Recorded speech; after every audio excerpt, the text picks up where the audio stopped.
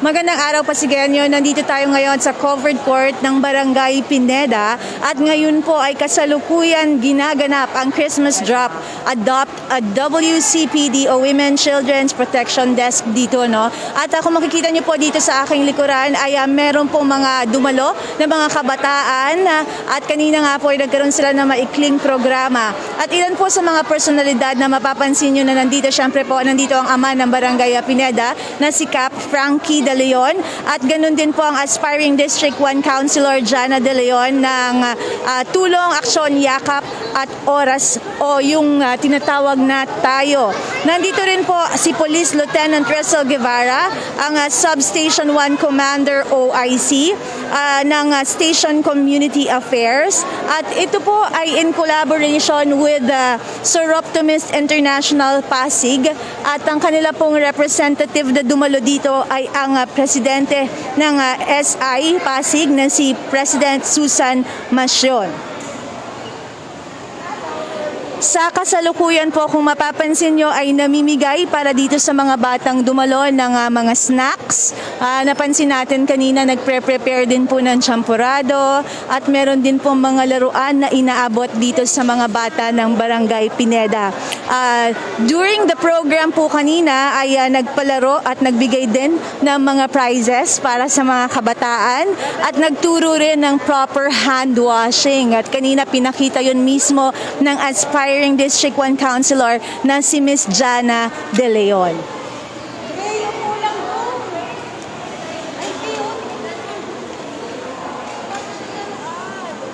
Ang tema po ng Christmas Drop, Adopt a WCPD, ay ang inyong pulisya ay laging maaasahan sa lahat ng oras at panahon.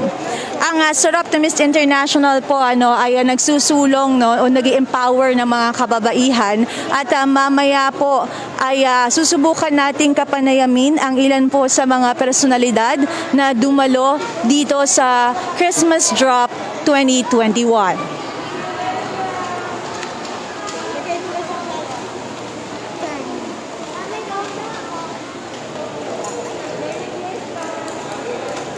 Ayan, subukan muna natin makipag-usap sa ilang mga bata na nandito at nakatanggap ng mga bigay mula sa Sir Optimist at ganun din kay Cap Frankie at kay Miss Jana. Hello, little boy. Anong pangalan mo? Neji po. Ayan, masaya ka ba dyan sa iyong mga nakuha? Opo. Okay, ano yung tinuro kanina? Nakita mo ba? Opo. Ano yung tinuro sa paghugas ng kamay? Yung ganun po sabay yung ganito po. Ayun, dapat daw dalawang happy birthday, diba? Opo. Ayan, so masaya si Reggie, no? Opo. Okay, sige, enjoy mo yung binigay sa'yo. Ha? Opo. Okay, bye-bye.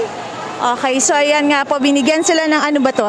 Bread, may juice at may mask din at meron ding laruan. Ayan. So marami natanggap itong mga little children ng Barangay Pineda. At subukan nating lapitan maya-mayang konti si Miss Jana at ganoon din ang president ng Sir Optimist at ang OIC ng substation ng barangay dito sa Barangay Pineda, no? Substation 1.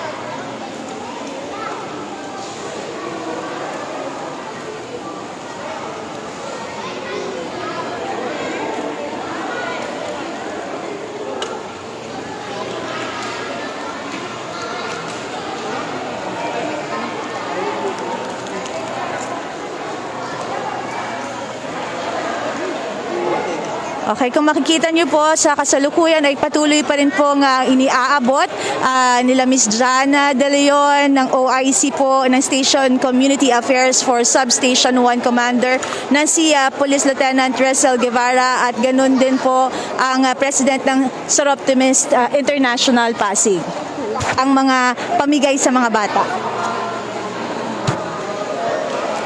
Sa kabuuan po, ang programang ito ay dinaluhan ng nasa 110 na kabataan mula dito sa Barangay Pineda.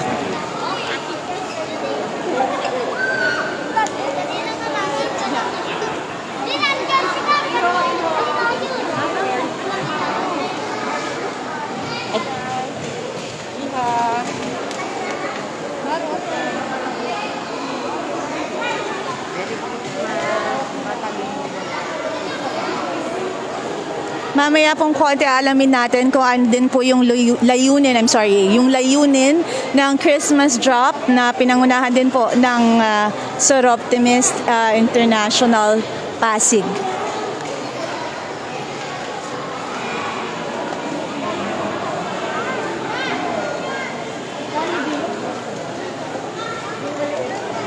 Okay, so subukan nating abalahin muna sila.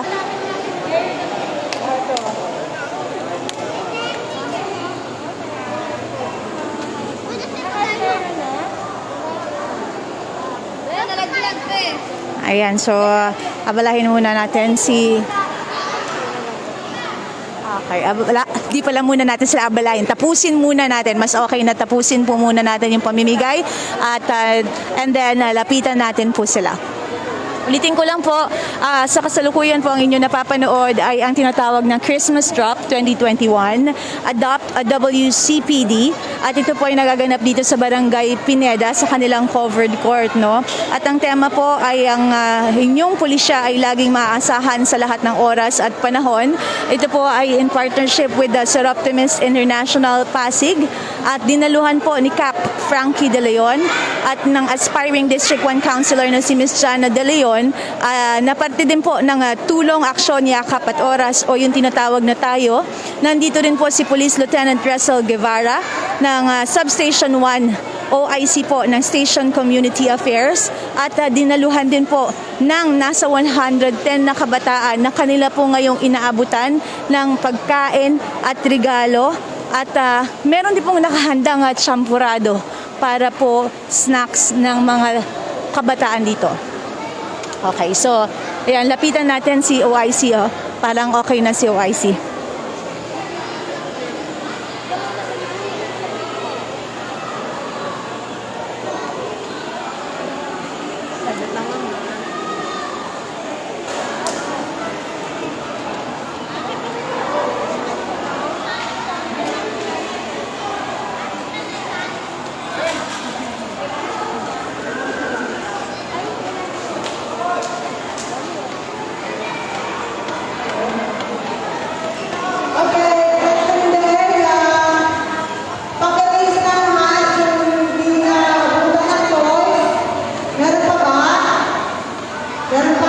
Dino-double check lang nila kung sino pa yung mga hindi nakakatanggap ng toys para siguraduhin na lahat po ay merong matatanggap.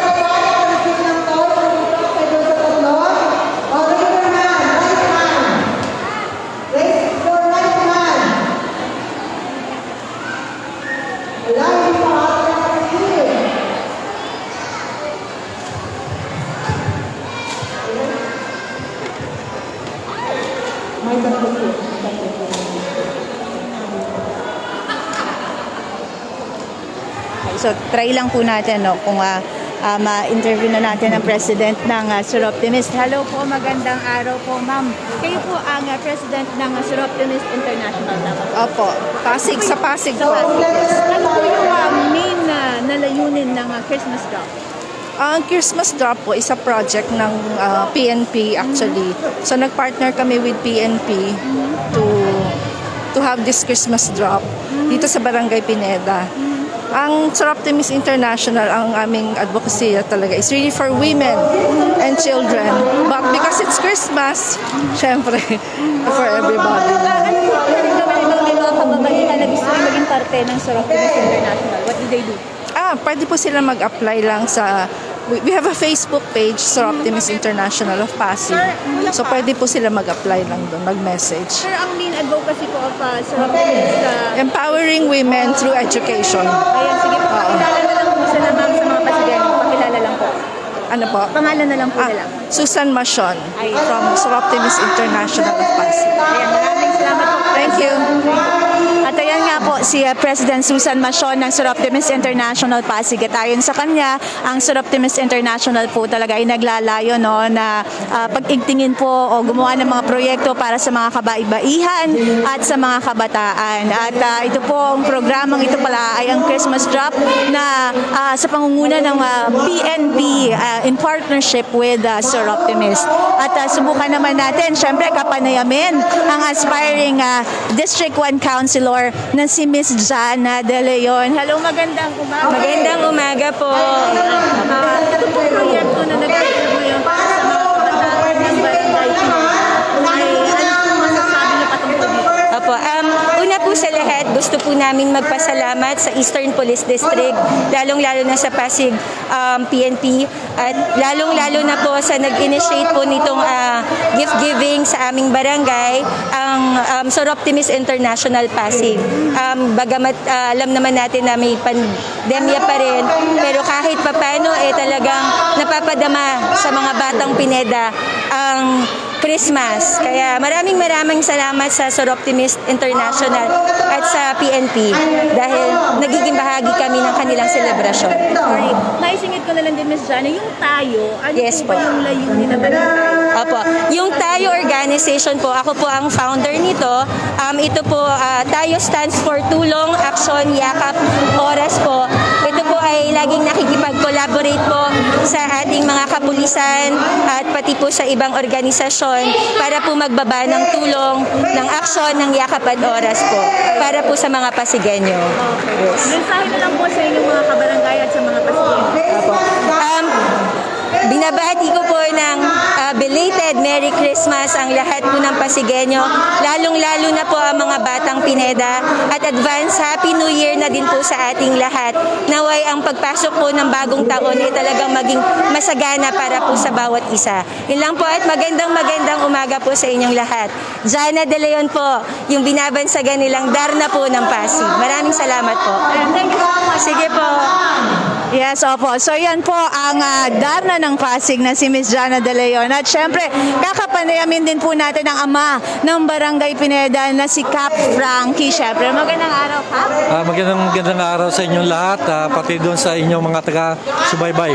Magandang araw. Ayan, ano po masasabi niyo patungkol dito na ang Barangay Pineda ay nakasama dito sa Christmas Drop 2020? Unang-una, gusto kong pasalamatan ang Soroptimist International of Pasig sa pangunguna ni Miss Susan na isa rin palang dating taga-Pineda.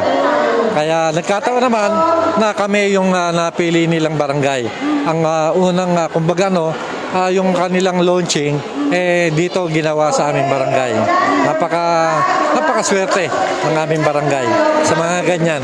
Ilang beses na nangyayari yan, na hindi lang naman ng Soroptimist, mayroon pang mga ibang samahan na kami lagi napipili. Pero dito po sa mga darating na araw, Cap, marami pa po mga activities na magaganap for Barangay Pineda.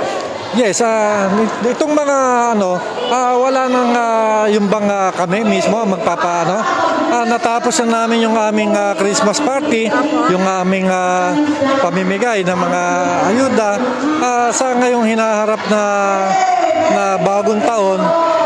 Siguro hindi pa namin pero kasama sa aming dalangin na matapos na itong pandemya na to para makabalik na tayo sa normal. Sabi ko nga kanina, pati yung mga bata makabalik na sa kanilang mga eskwela. Ganon din yung kanilang magulang, makabalik na rin sa kanyang trabaho. Mensahe na lang po sa mga taga-Barangay Pineda at sa mga Pasigenyo. Unang-una, sa aking mga kabarangay na sana patuloy pa rin yung ating pag-iingat at dahil hindi pa nga natatapos ang pandemya. Sama-sama tayong dumalangin na ito ay magwakas na at magbalik na sa atin ang normal na buhay.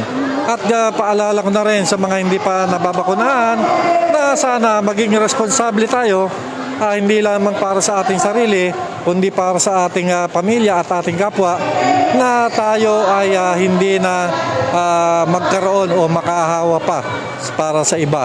Kaya yun lang paalala ko sa lahat ng mga taga-Pasig, lalo na asikasuhin natin, bigyan natin ng panahon na upang tayo ay makapagpabakuna. Yung mga nakapagpabakuna na, natapos na, at magpa-booster na kayo. Ako, tapos na ako ng magpa-booster. Yes, kaya yung paalala ko yun sa ating lahat, mga taga-Pasig. Ayan, sige po, maraming salamat po, Cap. Maraming salamat din. Happy New Year! Happy New Year sa inyo lahat. Happy New Year sa lahat ng mga taga-Pasig. Sige po. At ayan nga nga po ang ama ng barangay Pineda na si Cap Frankie De Leon at binigay na niya ang kanyang mensahe. Ang programa po na Christmas Drop 2021 ay ginagaganap dito sa covered court ng barangay Pineda sa pamumuno po ng Pasig PNP in collaboration sa Soroptimist International Pasig at may 110 pong kabataan ang kanilang binigyan ng iba't ibang pagkain at regalo. At ito po ang aking report. Ako po si Luan Peñano, nag-uulat para sa Pasig News Today.